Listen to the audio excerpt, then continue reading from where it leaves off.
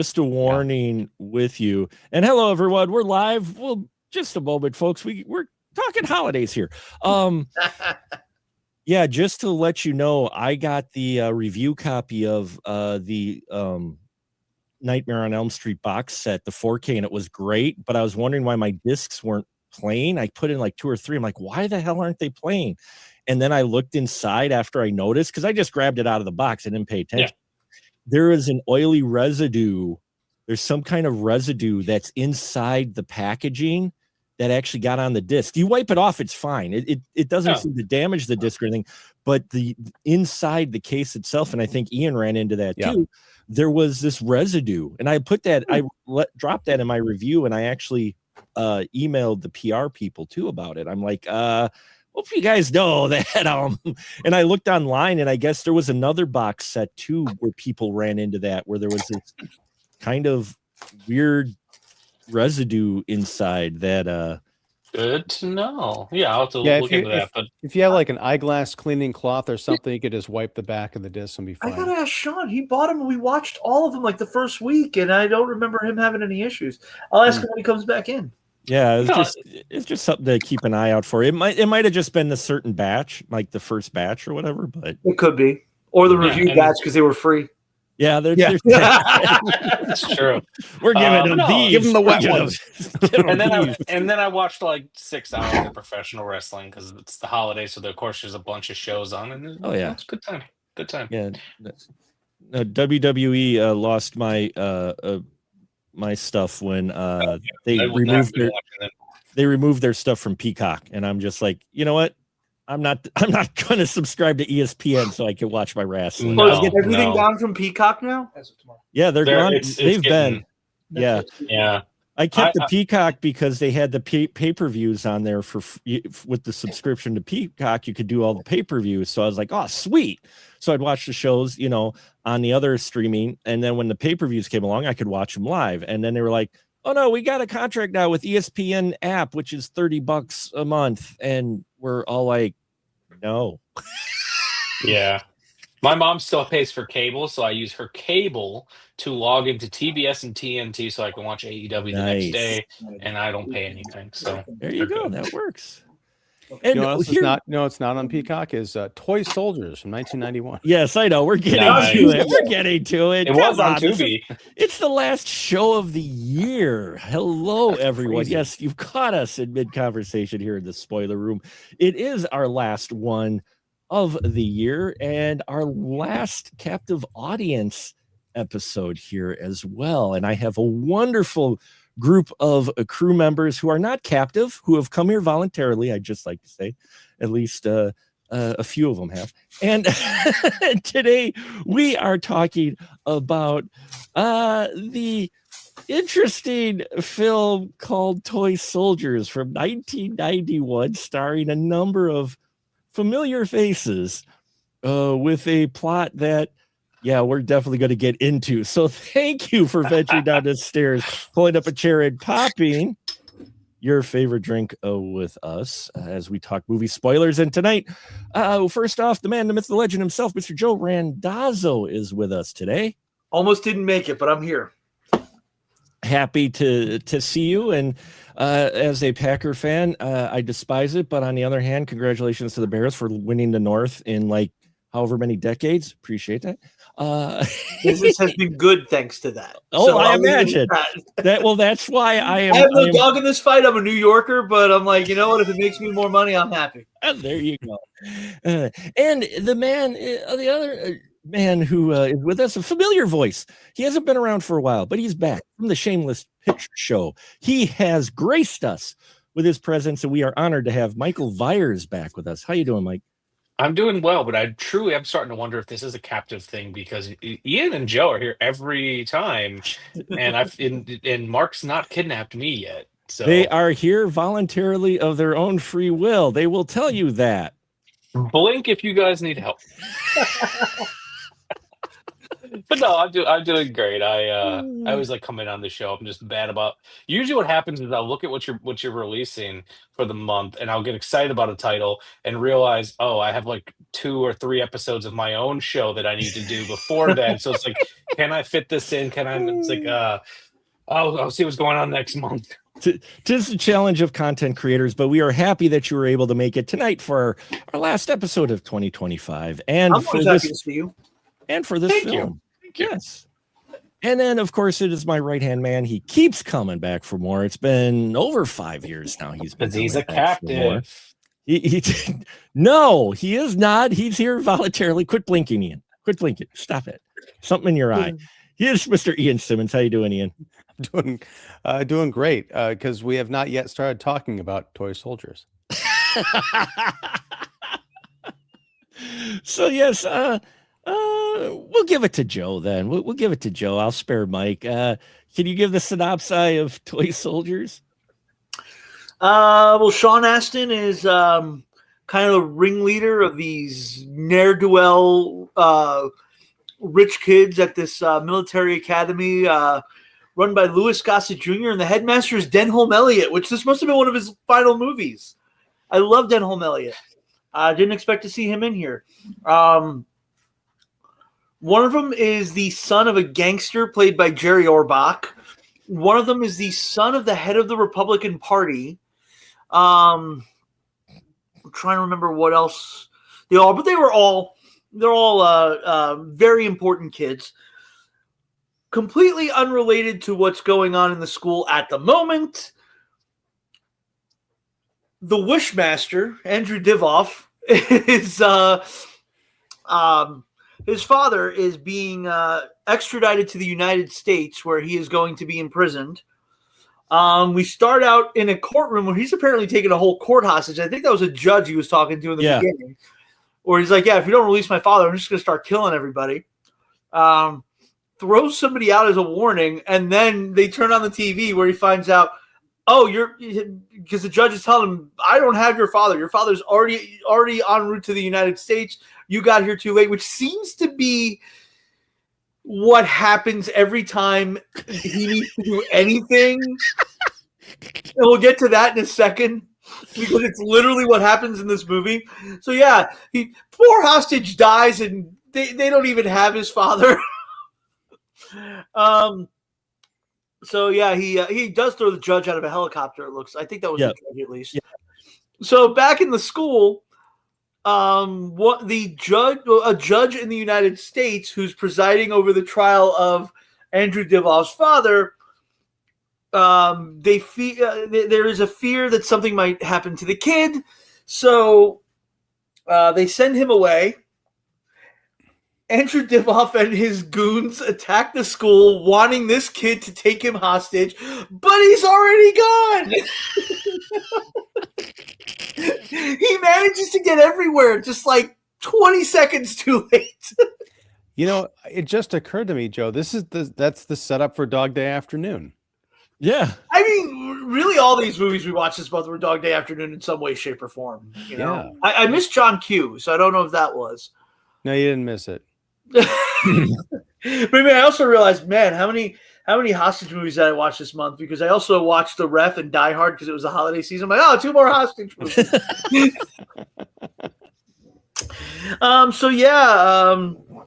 Sean Astin and his group of buddies have a scam going where they have apparently managed to sell a mix of vodka, creme de menthe, a bunch of other alcohols, and managed to disguise it as mouthwash, which I was really hoping was going to play more of a role, and it doesn't. I was kind of hoping, like, they're going to make Molotov cocktails out of it and throw, like, I was hoping something like that would happen. But yeah, entrepreneurial spirit. So yeah, they do show up. Divoff and his goons do show up and take the school hostage. They immediately kill a security guard, and they immediately kill one teacher who sacrifices himself trying to save a student. Well, he does save the student. Yeah. The student's about to call the police on the payphone. one of the goons points a gun at him. This teacher goes, "No, to leave him alone." Gets knocked down and gets shot, and the kid manages to survive. Yeah, I guess we'll just take it from there because it's like, Sure. like if I do this, and what are we gonna have a discussion about it? So Toy Soldiers, was this your first time watching it, Joe? It was. Was it? And I'm surprised you missed it because for a while it was some cable fodder. For a while when I was a kid, it was out a number of times. But Mike, what about you? You remember when you saw Toy Soldiers? Oh, I grew up with this movie. My mom loves this movie. Does she really? I saw it quite a bit growing up, to the point that I worked on a movie with Sean Astin, and everyone's asking about Rudy and fucking Lord of the Rings, and I was like, Can I ask you questions about Toy Soldiers? He wasn't nearly as enamored with it as I am. But yeah. But no, it's like I saw this movie quite a bit growing up. So Yeah.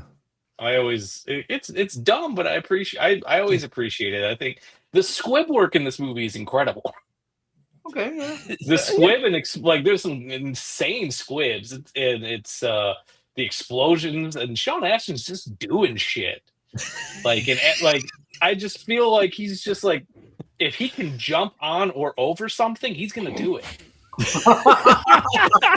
the point of like, at one point in this movie, he jumps onto a table that I barely could support him. It's so rickety, and he's wearing tennis shoes, and he nearly biffs it, but just keeps the scene going. Like, any time that he can jump on, over, or into something, he's gonna do it. That's action, man. That's action, Yeah. right? And Ian, this was your first time seeing Toy Soldiers? No, my second time. I saw this in a movie theater when I was 14 years old back in 1991. And I hated it then. And now I don't hate it. I'm just incredibly bored by it. And I wish we decided to watch Taps instead. This is not a good film. This also continues the trend of me being on episodes where Ian hates the movie. No, look, I don't hate it. I'm just I've evolved into apathy. No, I mean, that's the thing, is like it's weird that this is the movie that we're closing the month on. This would have been perfect to follow John Q, and that way we could get to Dog Day Afternoon and Cadillac Man. Cadillac Man. Yeah. But I mean, that's the thing, is like, I think it's because we watched those other films, and there's so many other movies that this film kind of either references or wants to be like, that it's like, yeah, it's the, it's the Aldi version of, Prime Rib. Well, what got me because when did the wall fall? The wall fell, was 89. that 89? Yeah. 89, right? So you're looking at 2 years since basically communism fell. I knew it was around that time, but this is like a spiritual successor to Red Dawn. I was thinking that as I was watching. When I'm watching it, this is very another. violent. This is another one of those kind of American, for lack of a better term, American fantasy film, to where you have your youth standing up against the big nasties. Only now we don't have Russians anymore, because 89 Russia kind of, that was played out now. So now we have cartel, because it's the 90s now. So now you have the drug cartel as the villain. But it still definitely feels very much a spiritual successor to Red Dawn, with extreme action sequences. And one of the things with rewatching it, because I remember watching this as a kid, and I was like, okay, I watched it for the cast, because Will Wheaton, Next Generation, and all that. I'm like, oh, he's in the movie, cool. He's sporting an interesting accent in this film, and Sean Astin, big Louis Gossett Jr. fan, and then you got Arlie Remy in here, Ermy in here, and it was one of those where watching it again, I'm like, holy crap, this is a violent movie. Yes. PG-13 movie, especially. No, it's not. It's rated R. This is rated R. Yeah. You'd think it'd be rated PG-13 because it's about a bunch of teenagers, and that's your core audience. But no, this is a hard R movie. Yeah, I'm like, I did find it interesting that Small Soldiers, the Joe Dante movie, is about toy soldiers, and Toy Soldiers is about a bunch of kids. Kids. You You figure you never- swap the titles and you're good. yeah, and it's funny because at first they do the setup with our group of our rogue kids led by Sean Astin, Billy Tepper, and Joey Trotta, played by Good Will names. Wheaton, who's the son of the mafioso. And our villain's name is Louis Cali. I mean, come on. The one guy's name is Stuffy Bradbury. Snuffy. These names are wonderful. I love this. But I enjoy this film. I enjoyed it. It is totally campy and cheesy, and you're watching it going, yeah. But at the same time, you're like, who is this for exactly? Because I think It's for me. it's for Mike. Because no, Mike, you mentioned it. You've got the story of teenagers, and it's not like these are like, college kids. These are teenage. This is like a high school type of reform school or military school for these kids. Yeah, it doesn't quite. I can't say it doesn't make sense because I know boarding schools exist. I just don't understand boarding schools, so it inherently feels like it doesn't make sense. Well, I mean, it's an elite prep school. The one kind of interesting idea is that the Regis School is basically the prep school for the rejects of other prep schools. Like these kids have done so much bad stuff and gotten caught that they have to go to the last place that will accept them. There really is something to that here, except none of these kids feel like the atmosphere, aside from Denholm Elliott, none of this feels like a prep school. It's stuffy. Not stuffy. It needs to have the aesthetics of like a Dead Poet Society or something like that, with this kind of rambunctious, rebellious spirit. Yeah, it almost feels like it should have like that dark academia vibe to it, and it's really interesting. Side note: the version I watched of this film was a edition that Mill Creek put out years ago, and it was a double feature with another movie, I think also starring Will Wheaton, called December, which I've not watched yet, but based on the cover alone has more of that prep school aesthetic that you are referencing. So they're trying to draw connections there, but yeah, the costume design never really drove home the prep school of it all. Right. Yeah. And that seemed to be a theme in the early '90s too, because we also had School Ties. We had quite a few movies that were set in prep schools.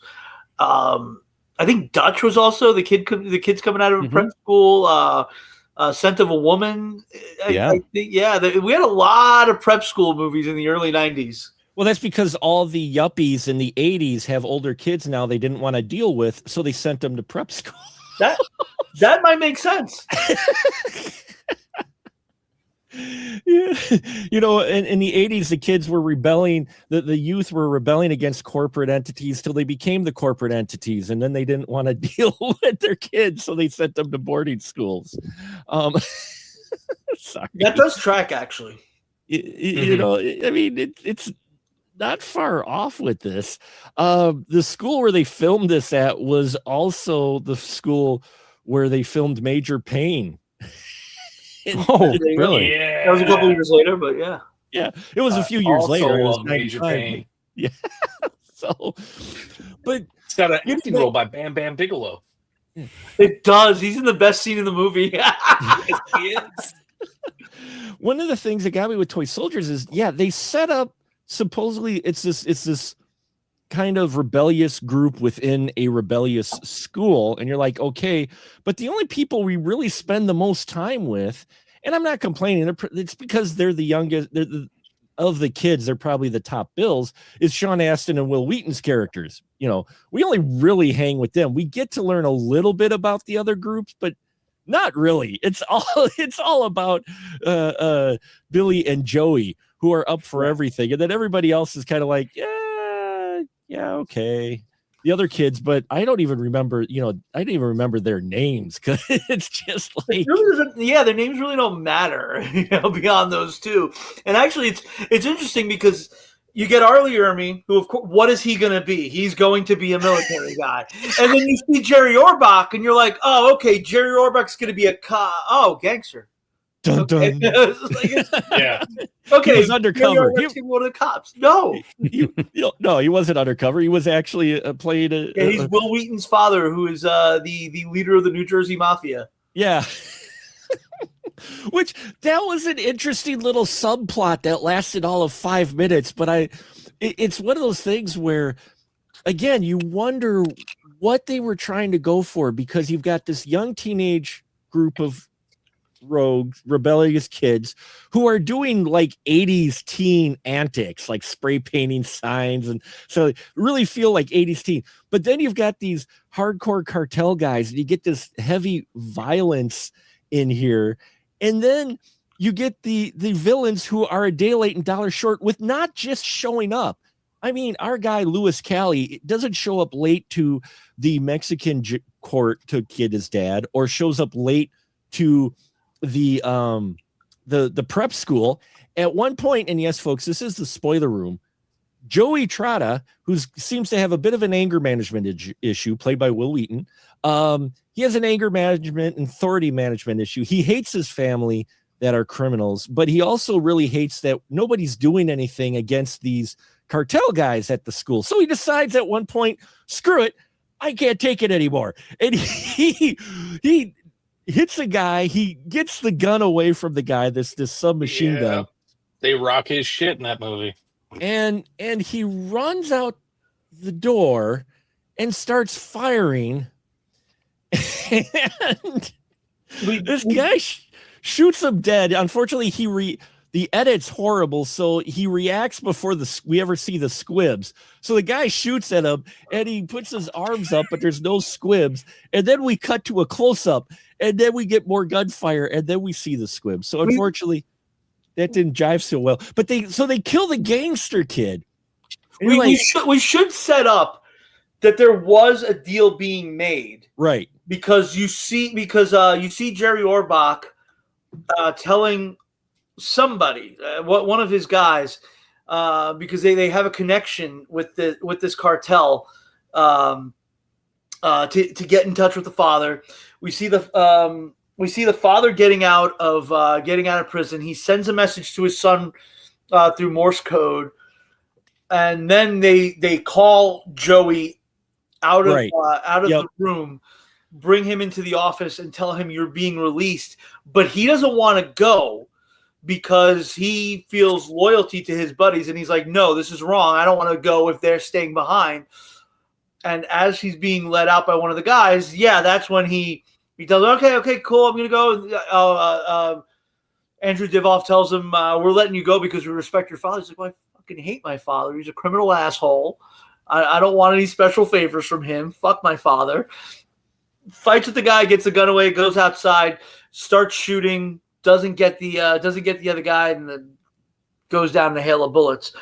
So he doesn't just flip out like randomly. He's about to get out. He's about to be the one guy let out because they're like, oh wait, my dad does business with your dad. Yeah, you're good to go. And sorry, I missed that setup for that. I apologize. There's so much going on in this film. I honestly wonder, since this movie is based on a book, I'm wondering if there's a lot more to make these subplots work in the book. I don't really know. I was wondering, because you have a DVD of it, but then again, it's Mill Creek. Mill Creek is very bare bones with their releases. Yeah. If there were like deleted scenes or something, because this feels like something where a lot of stuff feels like there would be more build to it, but maybe we didn't see it because they had to cut, because it's 112 minutes or something as it is.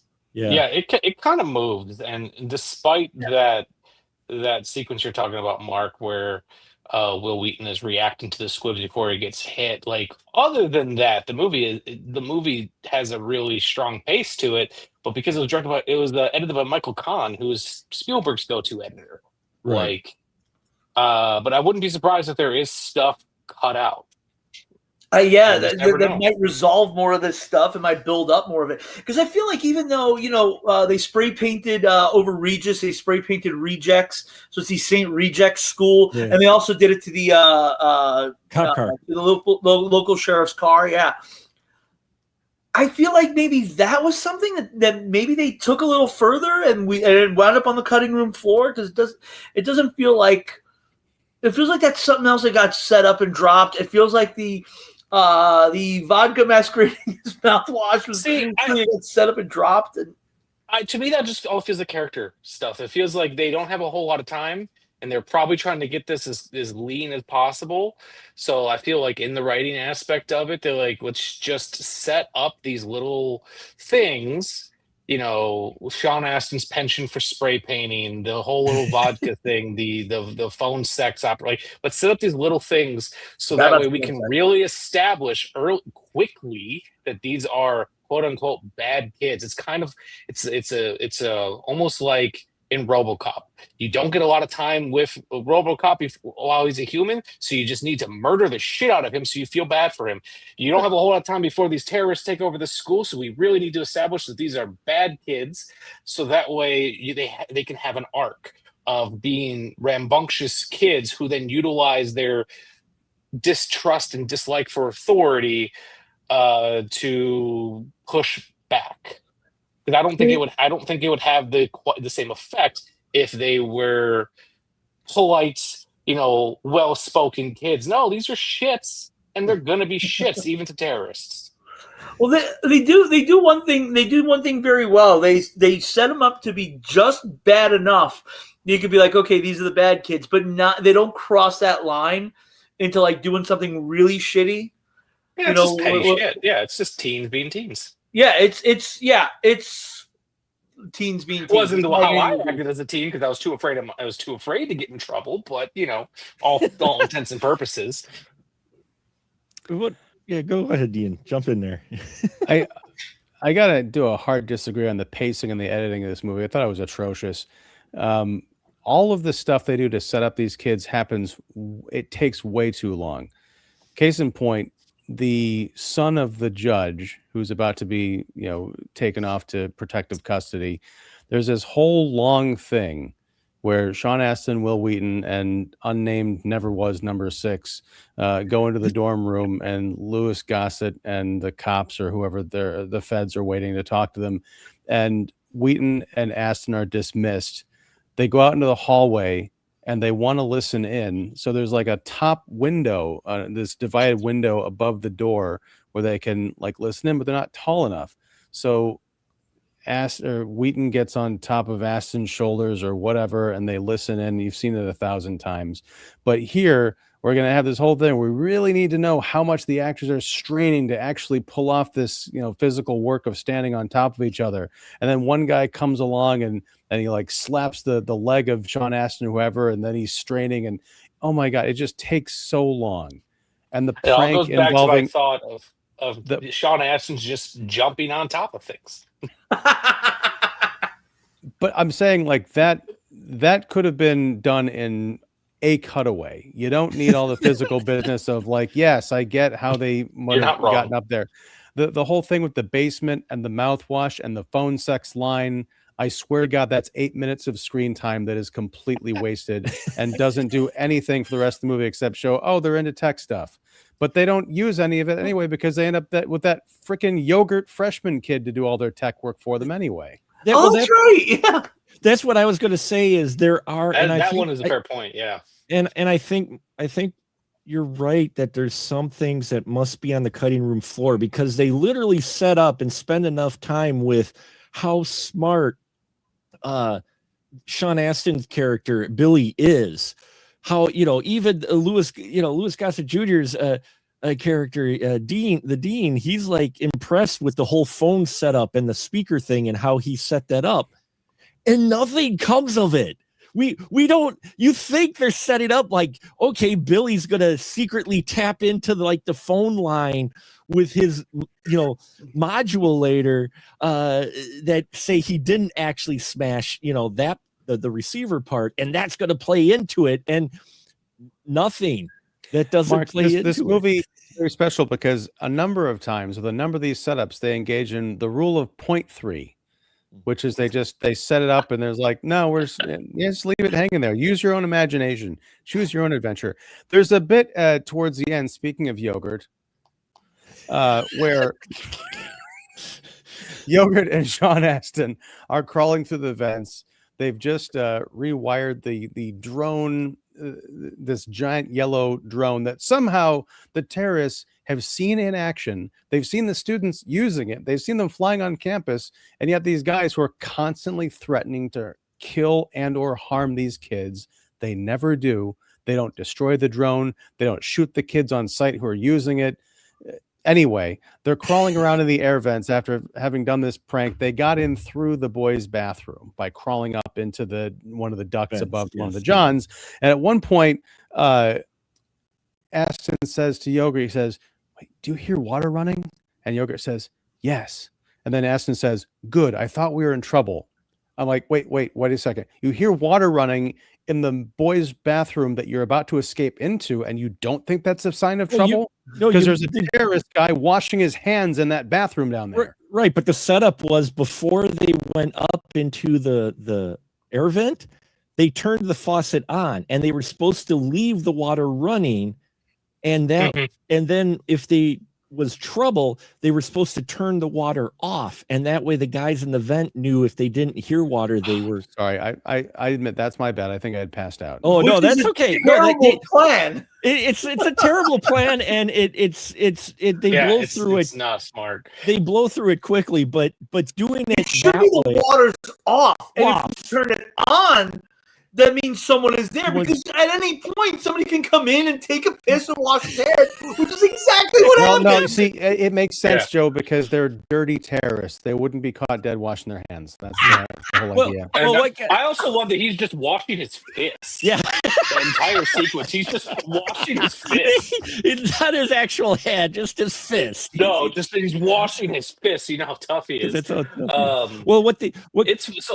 oh, go ahead. Oh, continue. No, I was just gonna say I was looking up the book just out of pure curiosity, and the book, from what I can tell, has a similar plot, though it doesn't take place in the United States.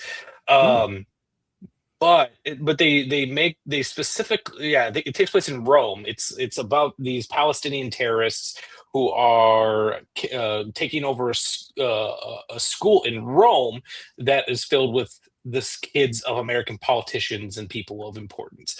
And they specifically mention in the description that the lead character is a practical joker and computer whiz. So it makes me wonder now, because this movie has two different fucking screenwriters, David Koepp and then the guy who directed the movie. They wrote it together. Both did a pass on it. I don't quite know how it was split up. I'm almost now wondering too if this was a potentially one of those cases where they took a pre-existing script and kind of forced elements into it. Because everything that you guys are talking, I didn't even process this, but you're absolutely right. They're establishing these things with Sean Astin that don't have a payoff because they introduce another character 40-ish minutes in that essentially does all the things that we're led to believe that Sean Astin should be able to do. Well, And so it almost feels like a second script came in, and I don't know. It's weird. I want to read that novel because that sounds great. I'd like to see someone adapt it because that sounds like it could be pretty cool stuff. But when you said David Koepp, I'm like, are you kidding me? This is the guy who brought us Mission Impossible, Jurassic Park, Stir of Echoes, Spider-Man. Never mind. I guess He's everyone's from got to pay Pewaukee, the bills. Wisconsin. yeah, he's There you he's from go. Pewaukee. What's going on with this movie? Well, I think he was writing Jurassic Park. He was He adapting could've- Jurassic Park while working on this movie. This could have been his original script. He may have submitted the original script, and since the director's name is also on it, the director, Who's also a screenwriter. who is also Allegedly. a screenwriter, decided to take some liberties with the script that was submitted by the first guy. So there might have been a better script, and they may have cut it. They may have cut it down because it does feel like that, especially with the expertise. I'm wondering too, since there are SAG rules about how much of a script has to get changed to, I wonder if he was trying to change shit so that way he could be a potential sole screener. This is all, we're just making assumptions. I We're really just don't conjecture, know. but I mean, But it feels. Daniel Petrie, who is the director on this film, he also wrote Beverly Hills Cop, Turner and Hooch, in the army now. Well, no, yeah, in the army now. I wouldn't be proud of that one. So like, they're both screenwriters, and yeah, I'm now just that's my current obsession, is wondering if this is two scripts that were just merged together. And Petrie's also a second generation writer director because Yeah. his father was too. Mhm. His father's done a few horror films I've well- seen. Well, what bugged me with the whole suddenly, because they set up Billy to be this tech guy because he's hooked up this phone with the speaker for the sex phone operator using the school system to dial on I didn't even 1-900. process any of that. I was just so enamored by the explosions and squib work that I didn't even think about that.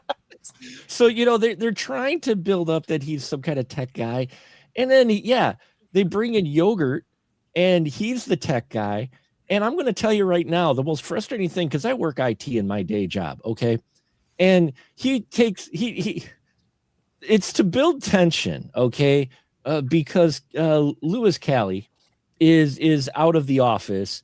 They've got a distraction going on. One of the guys in the group is feigning a asthma attack so that they could switch the chips so that the arm remote that the bad guy has to set off all the explosives where they wired the entire school with C4, he could blow it up. They're switching the transmitter chips with the remote plane that was confiscated, but like Ian said, not destroyed, it was left intact in their office for whatever reason. So they've got this plan to switch the chips so that the transmitter will work with the plane and not with the detonator. So they do that, and he opens it up, and there's like a full minute back and forth of, oh, there isn't a red chip, but there's a blue chip. He's like, oh, there should be a red chip. It's like, well, this is the same shape as the red. I'm like, oh my God. I'm like, come on, guys. They're the same shape. It also doesn't have to be that complicated. Just like they didn't have to have the plane be confiscated. They could have just went in there the same exact way with the chip in the little pocket you have in your jeans, and just swapped them out. Because they're not searching them. They're not searching them at all. Well, and on top of that, because what we're talking about with the Billy character is alarming as we get into the latter part of the movie, because Billy's the guy down, holding the drone while Yogurt's up in the vent, and Yogurt's like telling him all this stuff, like, you got to look for the red chip. I mean, from what we see in the beginning part of this movie, Billy should have known how all of this stuff works. He shouldn't have been like the meathead guy, like, oh, I'll see a red one. I also now wonder too if like Sean Astin behind the scenes, like, I don't want to play a nerd. I don't want to play a nerd. Like, well, it's funny because I'll play a nerd when I'll play a nerd long enough to like have a phone sex operator, but I don't want to play a nerd. There's a much better version of this movie from 1986. It was The Wonderful World of Disney Presents The Brat Patrol, which was about a military base involving a number of misfit kids, and they were all from different families who had gone from place to place, and they'd been kind of kicked off the bases of all these other places. They end up in this one place, and the ringleader is a guy who's really into tech stuff and playing pranks, and they end up using their talents to foil a big military conspiracy. And you know who played the ringleader in that movie? Sean Astin. What was this movie called? The Brat Patrol. I've never heard of it. It was because it was a Wonderful World of Disney movie. I recorded it when it aired in 1986, and I watched that movie on a loop for like years. Brat, born, raised, and trapped. Yes, Brat Patrol. Oh, wow. Yeah. Wow, look at this. That's So yeah, it's like if someone mixed Brat Patrol with a bit of Iron Eagle and Taps, and then said, "Let's just make it extra shitty." You'd have toy soldiers. I don't think this film is shitty. It's definitely a product of its time. I found entertainment in it. What I found most interesting was, this is going to sound horrible, but the cable management of our terrorists. Now these guys show up fairly quick. Stay with me here. These guys show up quick. They sneak. they don't sneak as well as you might think into this. They pose as a laundry truck they drive up. It pulls as a laundry truck. If they pull up in a laundry truck, well, they. Thank you, Mike. I'm just fucking with you, Mark. No, I'm that's just fine. imagining that. I'm thinking about Now the they're- cow from Top Yeah. Secret. Now you're- latrine. No. So they show up in a laundry truck. Thank you, my broken brain. They show up in a laundry truck, and what's hilarious about this is that they give it about even 20 seconds. They pull up. They've got the centrifuge going on. The guy comes up. They don't even like try to say, "Oh, we're here for laundry." Literally, the one American guy just goes up and just goes. The security guard comes up and goes, "Oh, hey, how you guys doing?" And he just shows the gun and goes, "We don't want to hurt anyone." Yeah, And the- honestly, that guy probably was going to let them in no matter what. And the Like, security guard goes for what I think was actually his baton. I don't know. I don't think he actually had a gun. It's hard to say. But in any case, he reaches for something, and this guy just blows him away. Like it's great squib work, by the way. But they just shoot him, and then he drive it. I'm like, well, why the hell did you even bother with the laundry truck then? Yeah, I'm if like, you're going to do that, yeah. because it fits all their equipment, Mark. well, that's what I'm getting to is so they drive up and they get into the school and they start firing for whatever reason. There's shots in the distance. You hear them in some because we're in the lunchroom at the moment. And then these guys could have been there that long, but we cut to a scene where they're planning C4.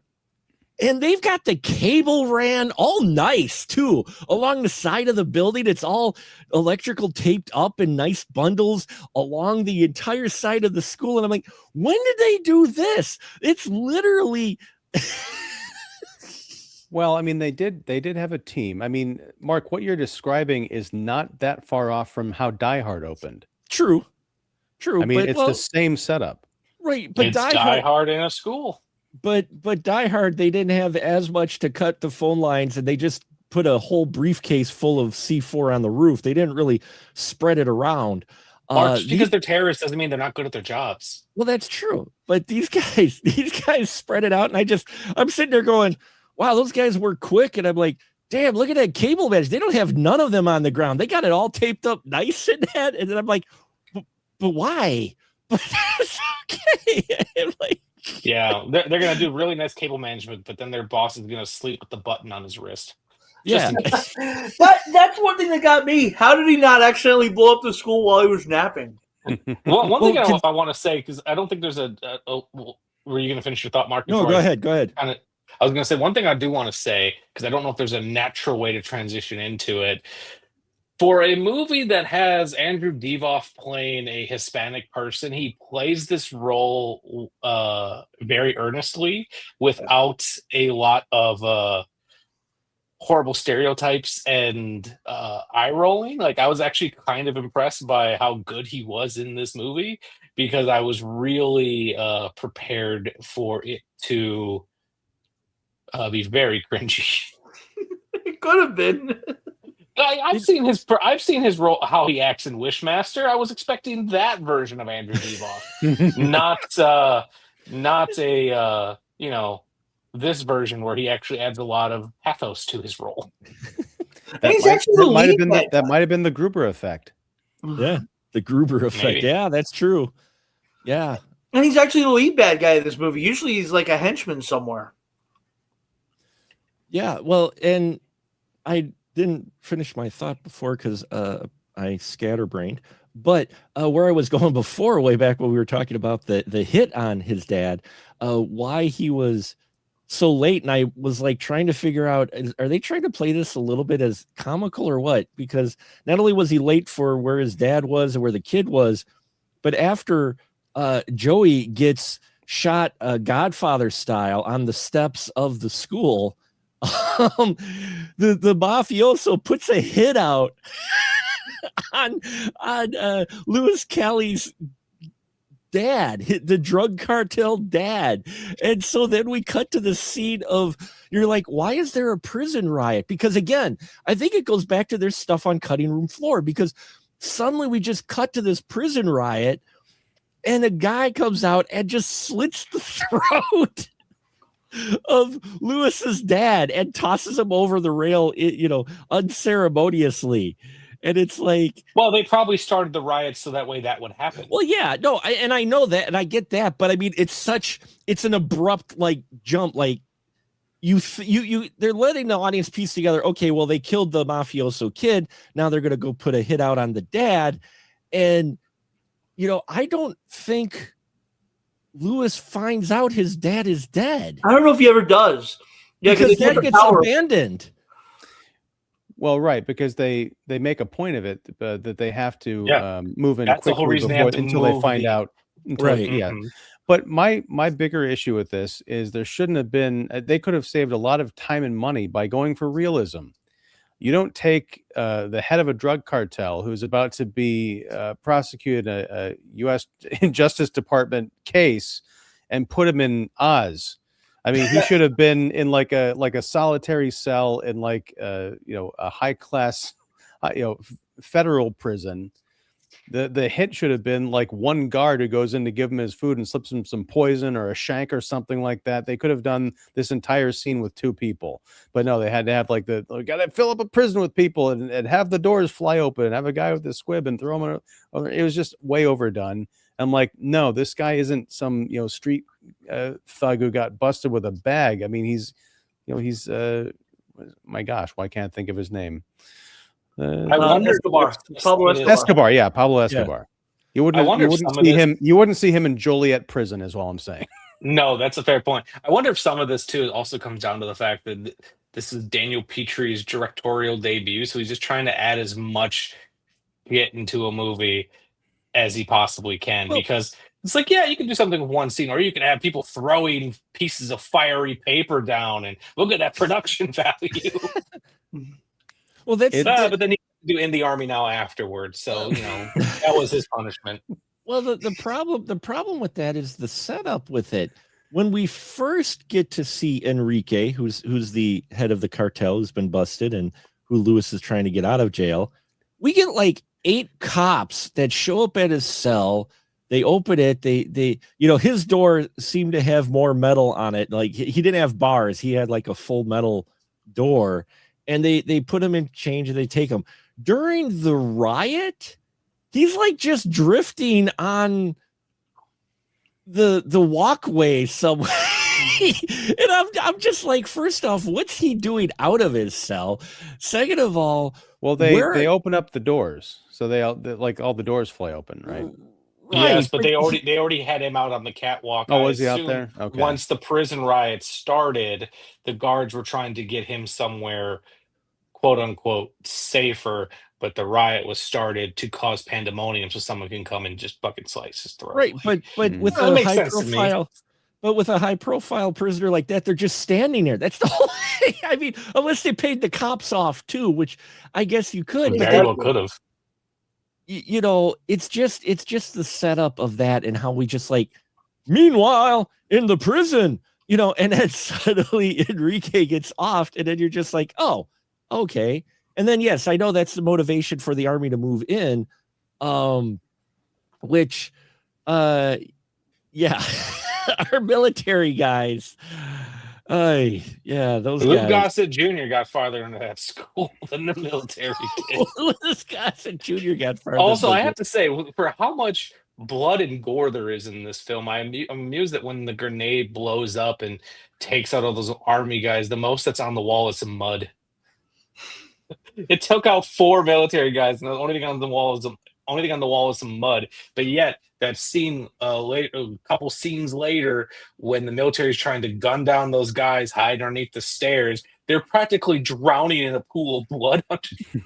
This movie is so violent. It's so violent, and I love it. Well, when they do that assault too, it's like the guys on the roof are going to take out the 2 Hueys in the distance, and all of a sudden, stealth Airwolf Blackhawk just pops up in front of them and mows them down. And I'm like, wow, you kept that sucker really quiet. Yeah, I'm like, how did they not notice the Blackhawk that was literally like right next to the school? Maybe someone else did another distraction with a robotic airplane that took their eyes away. I don't know. Maybe. It could be. This movie, it just occurred to me, this movie is like Spring Breakers. It's not very Explain. good. It's not very good. It is a movie that wants to straddle that line between being a movie, it's rated R, so it's ostensibly for adults, but its main objective is to prove that teen actors are becoming adults.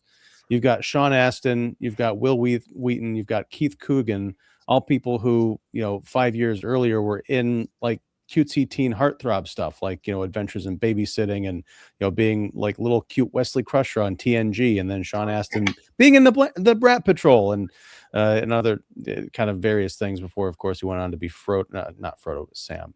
But yeah, that kind of transition movie, like, hey, we're not just kind of cute Disney kids or sidekick kids. We are, mature, playing high schoolers, but we're in an R-rated movie. We're shooting people and we're dying heroically. It's just like they did with Spring Breakers with Selena Gomez and Vanessa Hudgens, and trying to prove like, oh, we're no longer the Disney tween princesses. We're women now, so we can get in the pool and have strange sex with James Franco. The problem is the edginess is not enough. You need something to back it up. And when you're an adult watching this movie, because ostensibly it's rated R, so that's who's going to go see this, you're not going to get teens watching this without, the adults dropping them off and saying, I don't care what you see, or I'll buy your ticket, or maybe they rent this on home video. But when you are an adult watching some of this stuff, these details matter about like the prison, about the inconsistency in the characters and all that stuff. So that's one of the reasons I think this movie absolutely sucks, is because it is not a movie that has an audience in mind, really. It's got an idea of some beats it needs to hit, but it sounds like it's based on a real, genuine work of fiction, a novel that I haven't read yet. But Michael, you reading the description to me, I'm like, yeah, I can see how that would work. You remake Toy Soldiers today with that exact setup, and you've got, a banger on your hands. But this thing from, 35 years ago is just, kiddie nonsense. And I'm going to forget that I ever saw it again. Mark, you can come back in 10 years and say, hey, we're going to watch Toy Soldiers. I'm like, oh, I think I saw that once when it first came out, having not remembered that I watched it in 2025. Wow. Well, and then that's folks, that ends it then. I guess the movie sucks. No, kids today would not understand the concept of phone sex operators. Yeah. What's that? Kids today would not understand the concept of phone sex operators. It would Man, be pre-internet days. You just had to do what you had to do. $20 a minute or whatever the fuck it was. $4.99. No, what it would be today, because my kid faces this stuff in high school now, is they have internet and laptops in high school, but they all have all sorts of restrictions on what you can access within the boundaries of the school. So it would be them trying to, hey, we got this hack so we can, watch OnlyFans or something like that in the basement. Which even that, okay, I was a teenager. We're all teenagers. I don't remember ever gathering my friends together so you could all listen to a phone sex operator. That got really uncomfortable and strange. I couldn't. Yeah. There was a couple of scenes where I'm like, I need to see these boys' hands. Where are their hands? I'm like, Spend a especially little too much time together. especially I know, after they're just they like are, a circle of jerks. What? Sorry. especially after they just had a conversation about, oh yeah, you got to be more discreet about beating your meat. Oh yeah, that's right. So let's all get together. It'll give them something to think about later on. All I could do, the one thing I thought about though is like, okay, I get it. Pre-internet, they're doing what they have to do. I feel like a magazine would be easier. Well, there were. Yogurt literally had a magazine under his mattress, Right. which they knew immediately. They walked in and they were like, "Oh, what's under here? Oh, here it is." Which I would not be picking up an issue of Playboy found in the dorm of a kid named Yogurt. I'm sorry.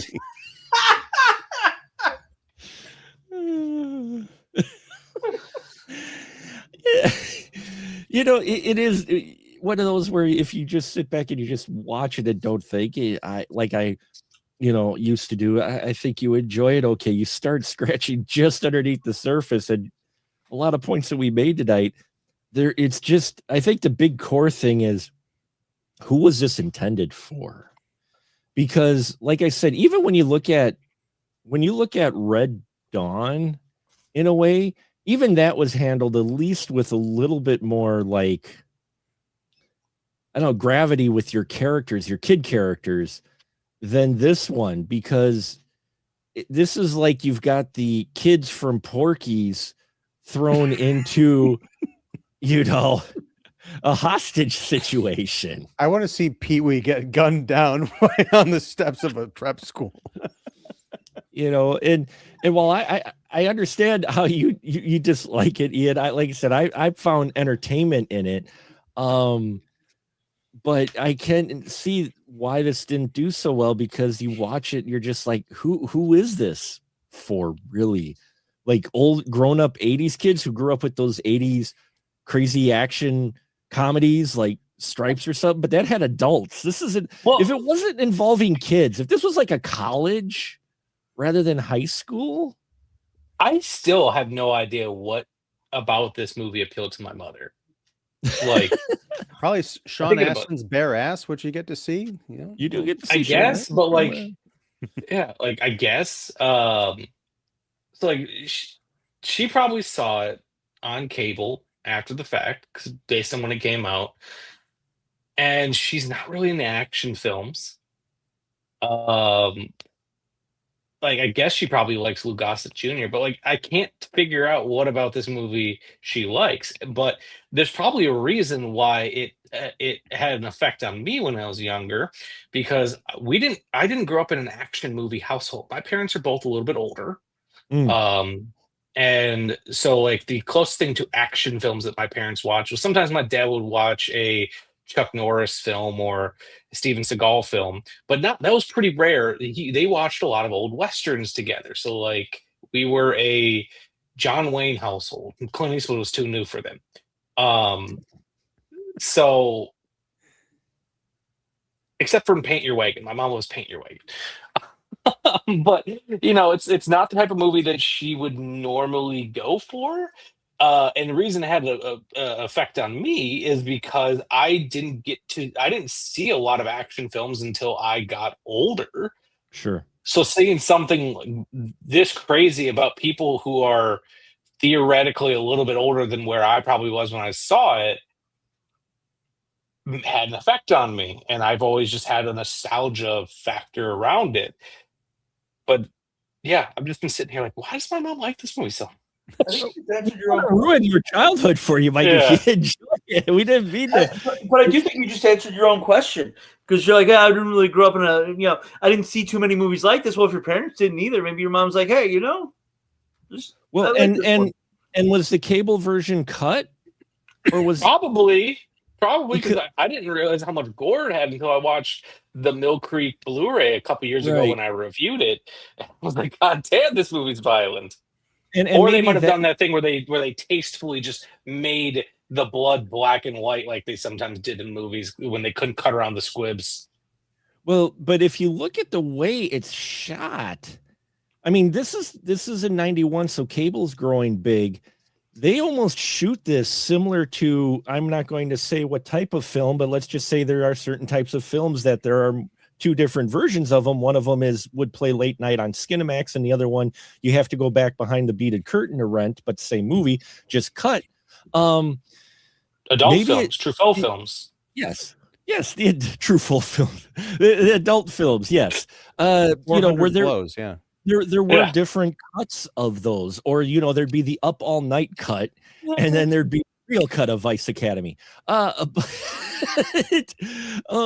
Maybe that, because if you look at where all the kills and the blood happen, you could technically cut those sections out and still have the action happen without showing the gore. Like when we get, I feel like when Will Wheaton had his death scene, it was a lot of, when I saw it as a kid, so keep memories foggy of it, but I feel like since it was probably on television, or maybe she got it from the library, but I think it was on television, it was probably just a lot of close-ups of his face, just Yeah, you know. well, and that's why I think maybe there's that awkward cut I noticed, at least on the version on Tubi, because there's this, like I said, when the guy shoots him initially, he throws his arm up, you don't see any bloods. Then we actually cut to a close-up, and then we see squibs, and then we cut back to him just laying on the ground with a little bit of blood, and I'm like sitting there going,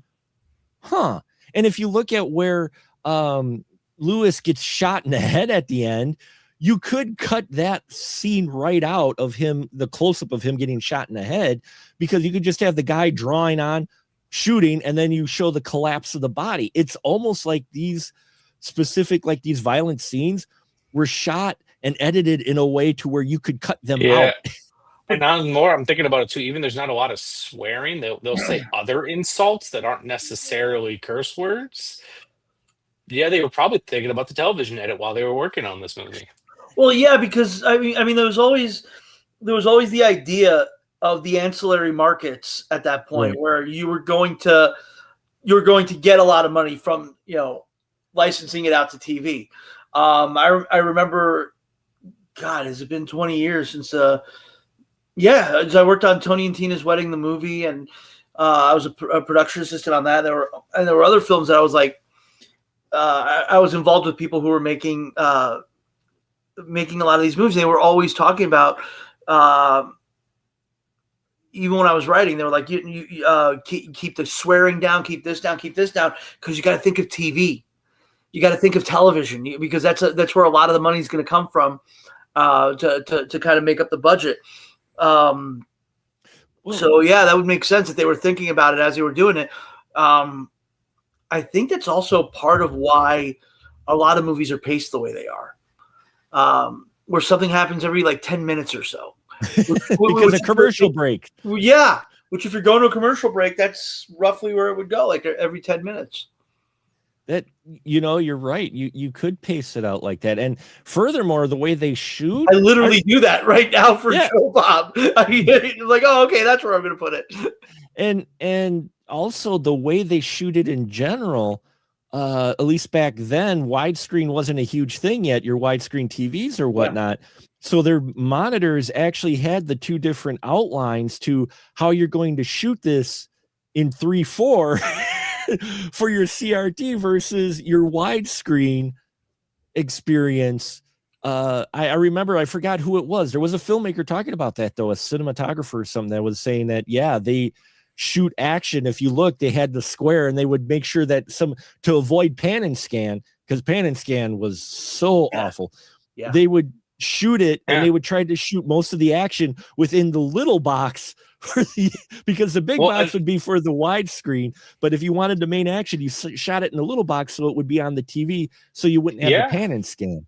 Well, and then sometimes what they would do as well, some movies were actually shot in 4:3 and that were theatrically matted to fit in a 1.85 to 1 aspect ratio. Something like Jurassic Park. Jurassic Park's negative ratio is 1.37 to 1, and the VHS was sourced from that open matte version. So sometimes they would just show that version. Yeah, a lot of early widescreen was just 4:3 blown up, not necessarily blown up, but matted to fit in that frame size. Wow, didn't realize that. And see, at folks, after the advent of television, this is Michael's technical corner. you get some education here on the spoiler room. So, so I think we'll wrap it up tonight for our toy. And now that I've bored your audience. No, not at all. No, that's fascinating stuff. I mean, that's stuff people, I think, don't realize, because if you're interested, I'll send you some links later on. It's one of those things where I didn't realize it till I forgot where I read or heard in someone saying that how they were shooting stuff. They were shooting stuff to take TV into account, and so they were trying to keep the action within boxes. And ever since after that, I noticed it on so many movies that how, like, this section of the screen, nothing happened. Oh yeah, don't get me started on the way that fucking movies are, the composition in films. Because and then I started noticing it, you know. And personally, I'll take that over the pan and scan. No, pan and scan, man, some of those were rough. Pan and scan is death, dude. I mean, like, try to watch something that's pan and scan is awful. Especially when you just have two people talking and it was shot on, widescreen, your theatrical, and then they do pan and scan. So you got one person talking and then it goes, and you can just see it digitally move. It's like, oh my God, so distracting. But for this film, it is what it is. It's meant to be escapism. It feels like there's a lot of interesting ideas here. And I found entertainment in it, but at the same time, this film almost feels like it is 5 years too late. Like if this came out like nestled in like late 80s and you just change your Cali family for like a Russian. I mean, at least the way the story plays out, No, you're absolutely right. And then it's also very much a product of its time. It is pure Hollywood escapism to think that the military would do anything if a school was taken over. My wife, her review for this movie was simply, if this was real, especially if it was a public school, it'd be nothing but thoughts and prayers. But looking at who's in the school, though, I can see the military intervening here. That's what she said. If it was a public school, yeah, if it was a public school, yeah. One of the things that I did find, and I know we were going to wrap it up, but one of the things I did find interesting is there's this segment where Billy runs to give this information because these boys have secretly been collecting all this info. And so Billy runs with this distraction and everything that they do with the plane. He runs out and actually makes it off the grounds to the military guys. And he tells the first guy that he runs into, who's all in camo, he's like, look, I'm from the school. I have all this information. I need to get back. And they're just like, no, we need to verify who you are. I'm like, those fucks. I'm like, wait, what? And they spend a decent little section of this film waiting for him to get proven that he is who he says he is. And it's within an hour. Wherever they have their headquarters, Louis Gossett's able to hop into a helicopter and go verify, yeah, that's my kid. And they send him back because otherwise, if they come up a kid short during a count, they were promised to kill 5 kids. The terrorists do. But then they keep recounting and recounting and recounting. Like, count it again, count it again, count it again. Well, they keep threatening. They didn't want to kill a kid. They have no problem killing. I mean, they shouldn't as terrorists. They should be. Oh yeah, we're just gonna fucking blast them. Actually, that was one of my favorite parts in Die Hard with a Vengeance. Was the part with the bomb where they had where Sam Jackson drops off the bomb with the guard who's actually a terrorist, and he puts it down, and the one terrorist goes, "What are you gonna do? Leave it out? Kid could grab it. Put it in." And it's like.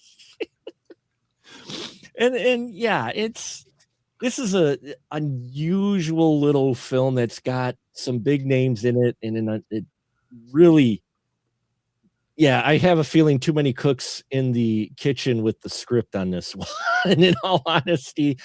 And Joe, your final thought with Toy Soldiers? I mean, I was perfectly entertained by it. When my roommate Sean came in, he was like, "Oh, so what do you think of the movie?" I'm like, it's a perfectly cromulent movie, is how I described it. Perfectly cromulent movie. Perfectly. I have no I'm like, okay, whatever, man. It's not Dog Day Afternoon, but it's also not a Donald G. Jackson movie. So I'm right in the middle where I'm like totally fine with it. It's close. Ooh, really? See, I It's get close. Ian, your final thought, just real quick. I know you already said it all comes down to, am I wasting my time watching this movie? The answer is an emphatic, all caps, yes, with 6 exclamation marks, because it's not even the 5th best version of this kind of story. So I'm like, what am I watching here? And it goes on for 2 hours. We've spent an hour talking about all the problems in this movie, and I get there's nostalgia and it's kind of campy and it's of the time, but it all comes down to, like, aside from this conversation, was it worth watching? And my answer is no. And Mike, take us home. Your final thought. Did we not? enjoyed I the hope we movie. didn't ruin your childhood already. Oh no. Like I can view things objectively. Like everything you guys are saying is absolutely right. But does it hurt my enjoyment of it? Not really. Like I think there's some nice character moments in this film. I really like what they are building between Lou Gossett Jr. and Sean Astin. Like I said, there's some great squib work in this movie, and I enjoy it. Everything you guys are saying is absolutely correct, but it doesn't change my opinion of it. I'll watch it again. And for me, I'm glad I revisited it because I was entertained, even though I recognized all the problems. But then again, I watched a lot of films that were similar to this, only they had come out, like I mentioned, maybe 4 or 5 years earlier than 1991. This definitely has more of that mid-late 80s action vibe to where it really is a rather ridiculous situation that people are in, but you're just going with it. I enjoy the performances by the young cast. I think they do fine. Louis Gossett Jr. and Denholm Elliott, getting to see them together. I'm like, I suddenly want to watch a show where they're a dean and and headmaster there. Mark, how do you watch Will Wheaton's embarrassing East Coast accent and not wonder how the hell he ever worked again? I'm not sure why they felt the need to. I mean, I understand his dad was a gangster, but I was like, his dad didn't even talk like that. None of this makes any damn sense, Mark. I know, but I had fun. It is camp. There is so much camp. It's darker than I thought. Together. So I wonder if he knew his dad didn't talk like that. That could be.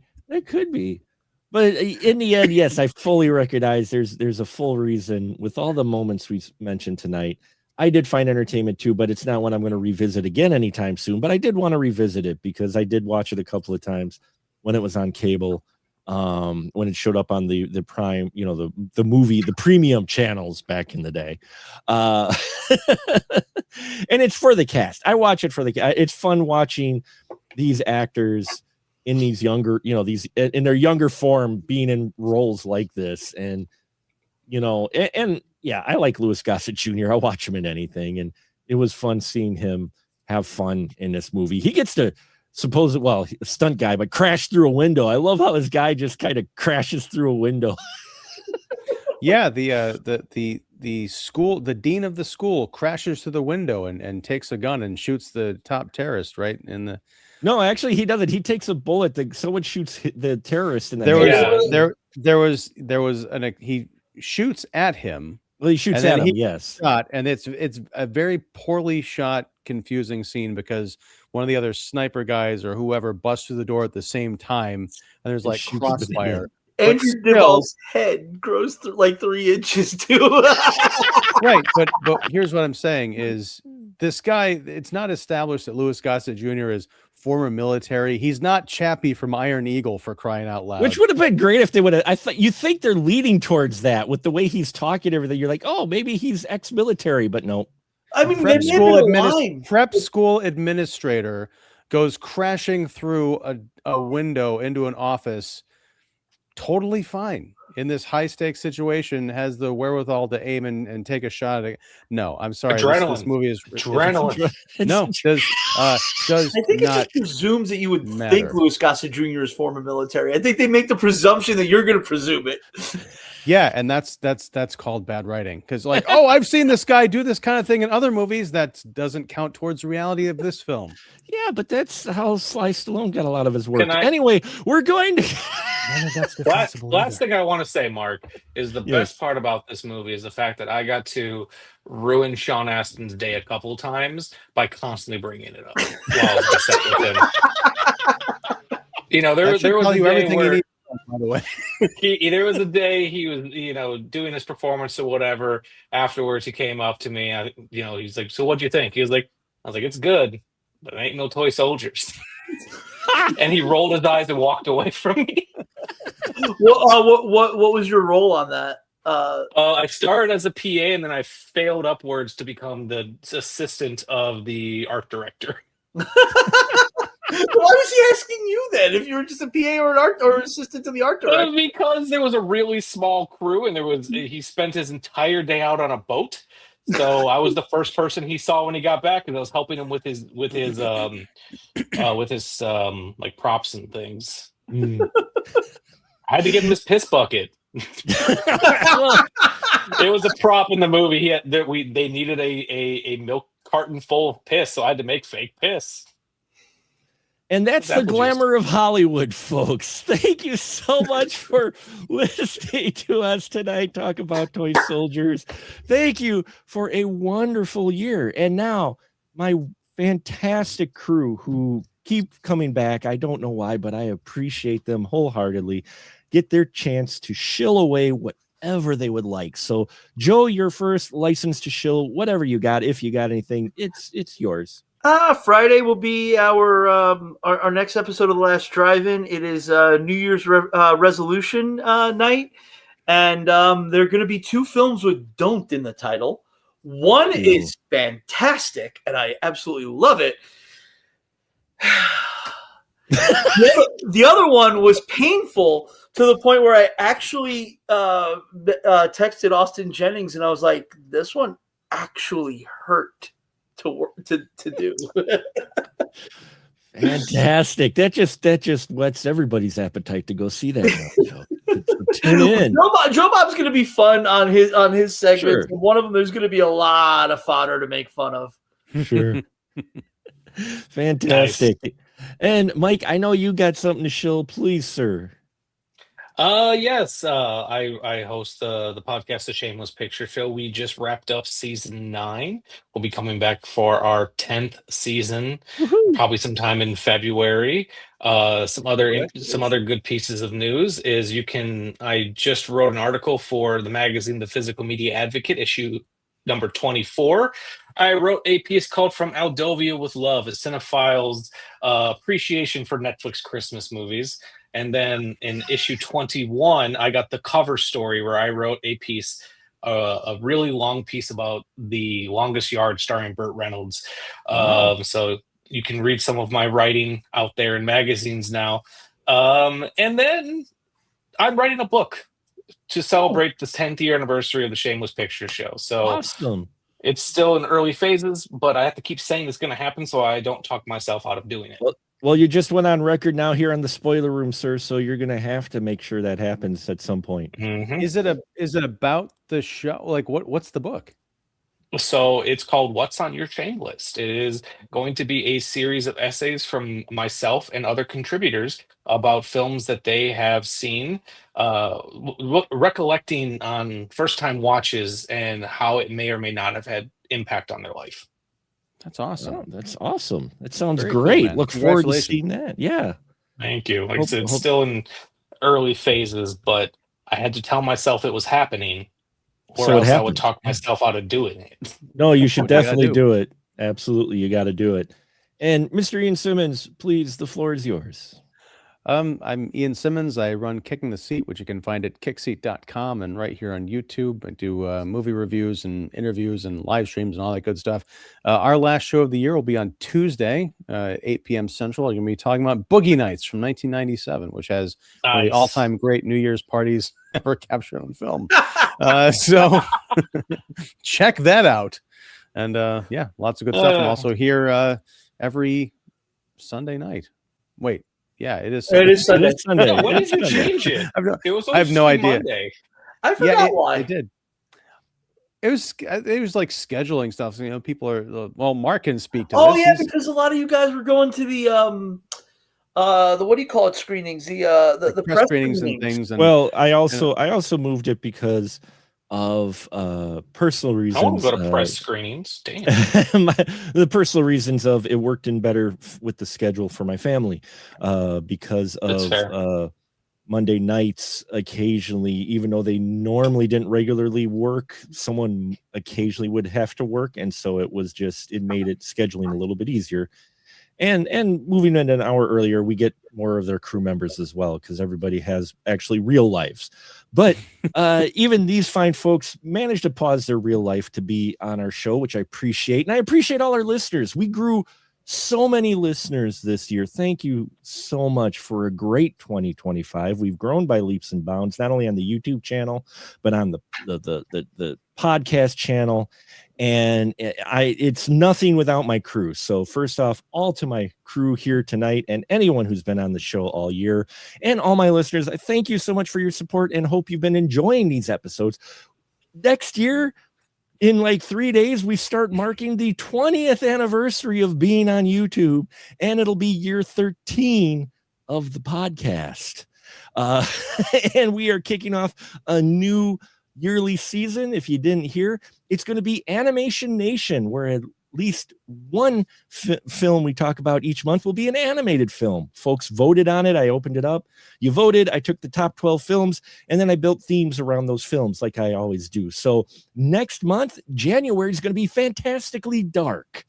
Our Animation Nation film is going to be The Black Cauldron.